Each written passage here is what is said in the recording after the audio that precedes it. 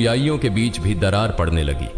उनकी यह स्थिति देखकर शैतान भी पूरी तरह संतुष्ट नहीं हो सका, क्योंकि सब कुछ खत्म हो जाने के बावजूद हजरत अयूब अलैहिस्सलाम में कोई बदलाव नहीं आया। वह अपने इबादत खाने में पहले की तरह पूरी तल्लीनता से इबादत कर रहे थे, जैसे उन्हें अपने आसपास हुई तबाही की कोई खबर ही न हो। न उनके चेहरे पर मायूसी थी, न अफसोस का कोई निशान। नबी के इबादत खाने के पास से गुजरने वाले लोग उन्हें ताने देते हुए कहने लगे, ए अयूब, तुम नबूवत का दावा करके बर्बाद हो गए। तुम्हारे लिए नबूवत का दावा छोड़ देना ज्यादा बेहतर होता। हम न नबी हैं, न गजब का शिकार हुए हैं। लोग और भी कई तरह की ताने और अपमानजनक बातें नबी के खिलाफ कहते रहे, लेकिन हजरत अयूब अलैहिस्सलाम ने इन बातों पर कोई ध्यान नहीं दिया। उन्होंने लोगों के साथ मेलजोल पूरी तरह से खत्म कर दिया और इबादत में डूबे रहे। यह सब देखकर शैतान और ज्यादा बेचैन हो गया। वह और साजिशें रचने के बारे में सोचने लगा। शैतान यह सोचने लगा कि नबी को और अधिक गंभीर नुकसान कैसे पहुंचाया जा सकता है। बहुत सोचने के बाद उसने एक साजिश रची। अपनी योजना के अनुसार वह नबी से मिलने की इच्छा जताकर उनके पास पहुंचा। नबी से मिलते हुए उसने कहा, हुजूर, मैं आपका एक भक्त हूँ, मुझे आपसे कुछ अर्ज करनी है। इस बहाने वह नबी से बात करता रहा और फिर अपना मुंह उनके कान के पास ले जाकर दोनों कानों में फूंक मारकर वहां से चला गया। अगले दिन नबी के शरीर पर फफोलों जैसे फोड़े निकल आए। उनका शरीर दर्द से भर गया और वे बहुत बीमार हो गए।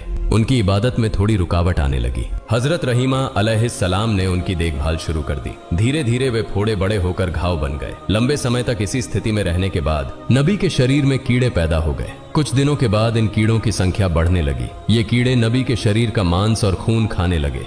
दूसरी ओर हजरत रहीमा के पास जमा किया हुआ सारा पैसा और सामान खत्म हो गया। खाने पीने की गंभीर समस्या पैदा हो गई। कुछ दिनों तक नबी और उनकी पत्नी ने केवल पानी पीकर गुजारा किया, लेकिन आखिरकार हजरत रहीमा के लिए यह सहन करना मुश्किल हो गया। हजरत रहीमा अलैहिस्सलाम नबी के पास आकर अर्ज करने लगी, ए अल्लाह के नबी, अब हमारे पास कुछ भी नहीं बचा है, इसलिए गांव जाकर लोगों के घरों में काम करके रोजी कमाने के अलावा हमारे पास और कोई चारा नहीं है। अगर आप मुझे इजाजत दें तो मैं गांव में जाकर लोगों के घरों में काम करके हलाल रोजी कमा सकती हूं और उससे हमारे खाने का इंतजाम हो जाएगा। हजरत अयूब अलैहिस्सलाम अपनी पत्नी रहीमा की बात सुनकर बहुत देर तक रोते रहे। फिर उन्होंने कहा, रहीमा, मेरा इरादा तुम्हें तकलीफ देने का कभी नहीं था, लेकिन मैं बहुत बीमार हूँ और मजबूरी में तुम्हें इजाजत दे रहा हूँ। तुम जाओ और लोगों के घरों में काम करो ताकि कुछ हलाल रोजी कमा सके। नबी की इजाजत पाकर हजरत रहीमा ने गांव में लोगों के घरों में काम करना शुरू कर दिया। दूसरी ओर गांव वाले जब हजरत अयूब अलैहिस्सलाम के शरीर की स्थिति देखते तो बहुत भयभीत हो जाते। उनके शरीर से उठने वाली दुर्गंध से लोग घृणा महसूस करने लगते और उनके शरीर में सिहरन सी होने लगती। इसके अलावा